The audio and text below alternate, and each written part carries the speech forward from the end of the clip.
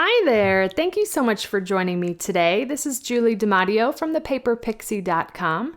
I'm an independent Stampin' Up! Demonstrator in the US, and in this video tutorial, I'm going to show you how to make this really cute gift box.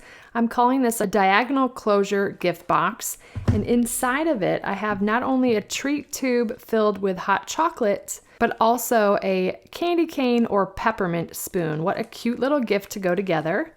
Let me open this and show you how this box opens.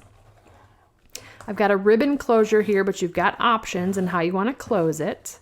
And here is the coolest part. It's like an optical illusion, but they sit in there and it's got this really cool diagonal closure on the side.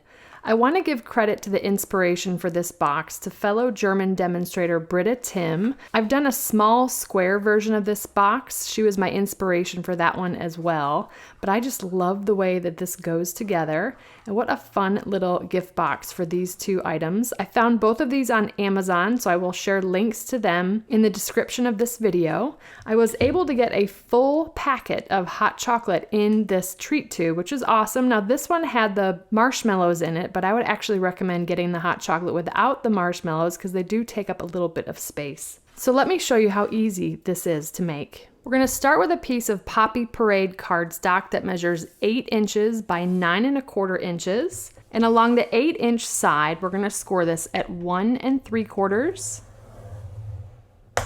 3 1/2, 5 1/4, and 7. Then I'm going to rotate it to the 9 1/4 inch side, and we're going to score this at 1 3/4 from each side. I'm going to hold on to my stylus because we're going to use that to do some diagonal score lines. Next, I'm going to fold and burnish on all the score lines. And then I'm going to bring in the template here. All right, so I've got my little 1-inch section at the top. I've got this in landscape mode. I am going to cut up the vertical score line, stopping at the first horizontal score line. I'm going to cut just to the inside of the score line, or just to the left of the score line. I'm going to repeat the same thing on the opposite side, but cutting just to the right of the score line, like so. Now I'm going to rotate it 180. We're going to do the same thing. The only difference is we're going to go up to the second horizontal score line. Like so. Now we're going to remove some of this bulk. You can certainly eyeball this, but I prefer to use the Stampin' Trimmer. So I'm going to fold this larger section out of the way to isolate these side tabs. I'm going to line up this folded edge at the 1/2 inch mark, which is that second vertical marking on the paper trimmer, and then I can just trim those off.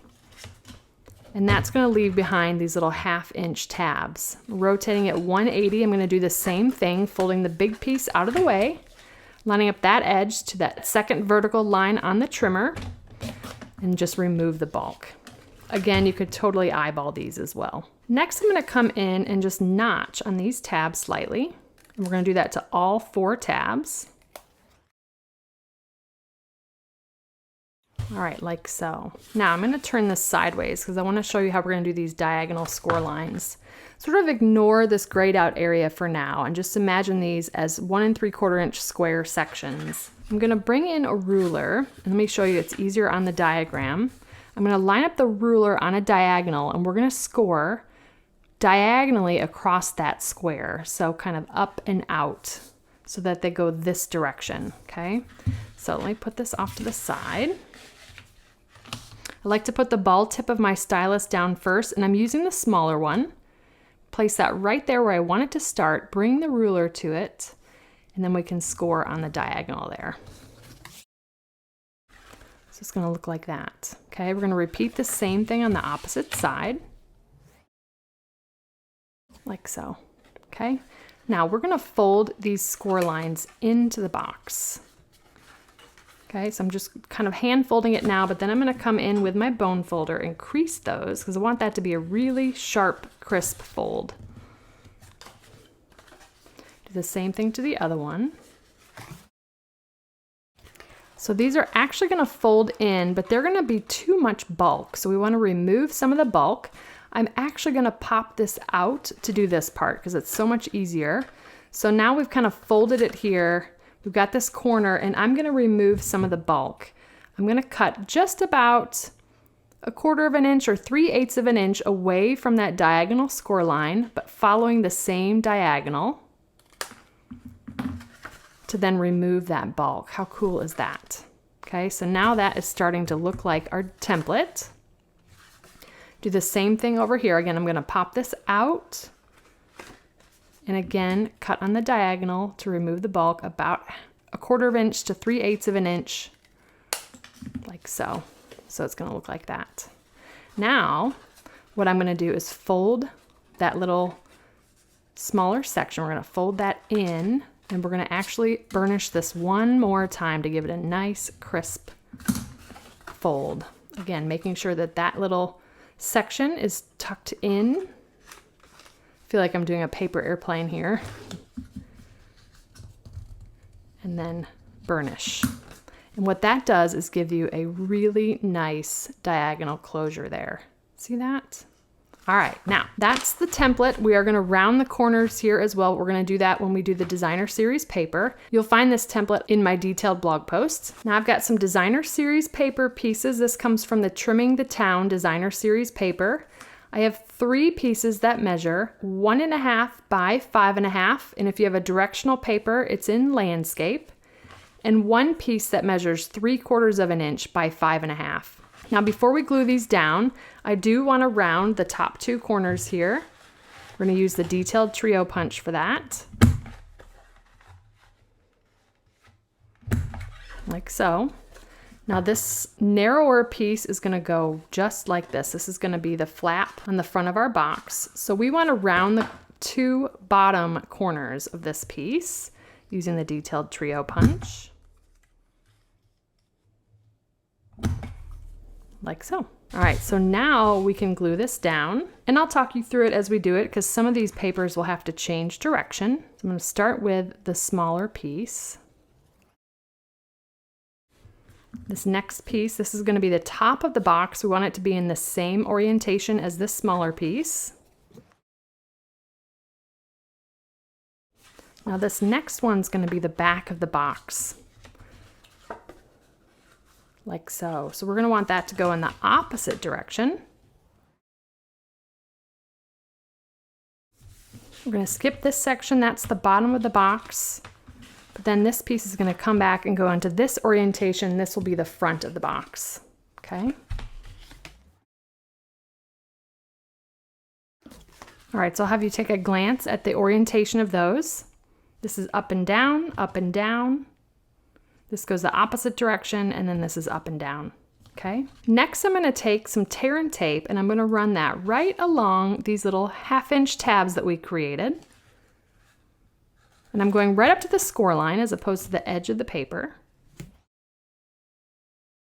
All right, so those are ready to go. Now there's a couple ways that we can close this box. We can punch holes like we're going to do with this box to tie ribbon through it. You can also add magnets or a Velcro closure. The other thing you can do is you can actually tuck this little tab in and the box will hold itself closed as well. So lots of options with this box. I love the way the little bow looks on the front, so let me show you how to do that. This would also be the same way that you can line up your Velcro dots and your magnets. You can fold on the first score line from the left and the second score line from the right.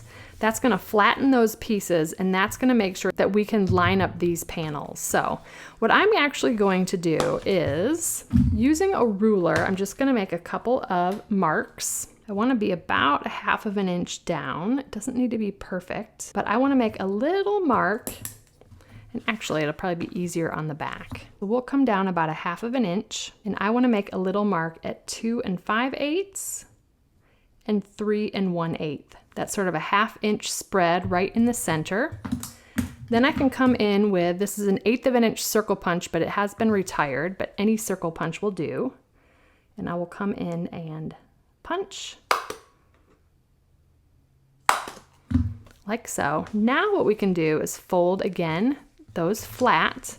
I'm going to take my little pen here and make little marks That's going to make sure that I can punch these holes and they'll be perfectly lined up.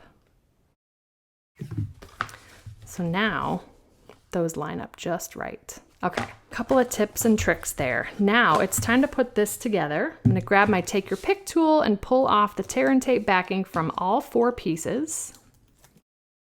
If you got any tear and tape hanging over on the edge, you can just fold it back on itself. And I'm just going to take my time and line up this score line with this cut edge to form our box corners. And I'm just going to work my way around. And this box is so cool because it just doesn't look like it's going to turn into a box, and then all of a sudden the magic happens. How cool is that? All right, so let's grab, we've got our treat tube filled with hot chocolate powder and our peppermint or candy cane spoon. I'm actually going to place them like this and tie a bow around them. I'm going to use the Misty Moonlight in color ribbon here. Got my trusty reversible tweezers so that I can use that as a third hand here. Get my knot pretty tight. Tweezers will hold that in place while I finish tying the bow. Okay, now we can put that in the box. I put the candy cane spoon towards the front of the box there to show you that that's going to close perfectly. Okay, now ahead of time, I've already heat embossed in white a sentiment from Itty Bitty Christmas. So many fun sentiments here. The first sample I showed you said, "Oh, what yum."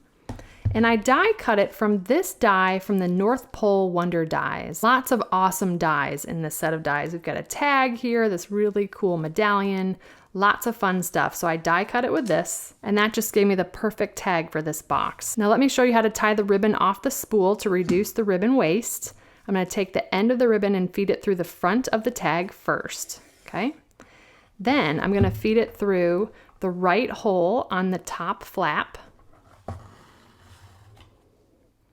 then through the front of the right hole on the bottom, okay? Then through the back of the left hole on the bottom, then through the back of the left hole on the top. So that way, when we pull our ribbon through, it's going to be exactly where we want it, and now we can go ahead and tie a bow right off the spool. And there we have our diagonal closure gift box, sized to fit a treat tube of hot chocolate and a candy cane spoon, perfect to give as a little gift for the holidays. So thank you so much for joining me today. If you enjoyed this video, please give me a thumbs up, subscribe to my channel, and hit that bell icon so you don't miss my next video. If you're interested in purchasing any of the products I used today, they'll be linked in the description. And I'll also include a link to my detailed blog post with all project measurements, details, and a picture of the template. I'd love to have you come visit me at thepaperpixie.com, where I post projects every weekday to inspire you. And if you don't want to miss a thing, you can subscribe to receive blog updates via email, and you'll receive an email each time I publish a new post. You can shop with me anytime at thepaperpixie.com/shop. And if you're interested in a discount on your Stampin' Up! Purchases, the starter kit is the ultimate bundle, and it's a great way to fill your wish list for less. You can purchase the starter kit at thepaperpixie.com/join. If you don't already have a demonstrator and you'd like a complimentary copy of our catalogs, you can order catalogs through me at thepaperpixie.com/catalogs. And if you give this project a try, I'd love to see what you made, so feel free to share it on social media with the hashtag #PaperPixie, and I'll be sure to check it out. Thanks again for watching. I hope you have a wonderful and blessed day. Take care. Bye.